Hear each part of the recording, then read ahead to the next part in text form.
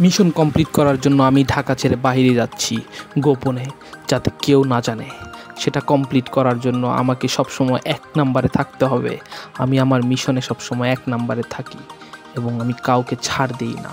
সেটার জন্য আমি আমার নেক্সট গন্তব্যে যাচ্ছি এবং সামনে এগিয়ে গিয়ে দেখি এই যে হচ্ছে আমার গন্তব্যের বাহন। ইয়ো বগিতেই আমি ঢুকে পড়লাম এবং সেখানে বসে আমি ট্রেনে করে যাচ্ছি এবং খেয়াল করছি কেউ আমাকে ফলো করছে কিনা। যদি কেউ ফলো করে তাহলে তো আমি ধরা খেয়ে যাব। প্রত্যেকটা সিক্রেট এজেন্টেরই একটি করে গোপন অস্ত্র থাকে।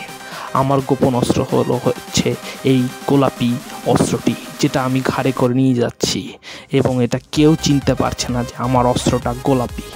এবং এই অস্ত্রের সাহায্যে আমি নিজেকে প্রোটেক্ট করব শত্রুদের হাত থেকে। কেউ সেটা বুঝতে পারবে না।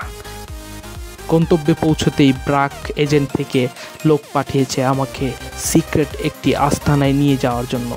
সে তার টেসলা গাড়িতে করে আমাকে নিয়ে যাচ্ছে গোপন আস্তানাতে, যেটা কেউ চেনে না।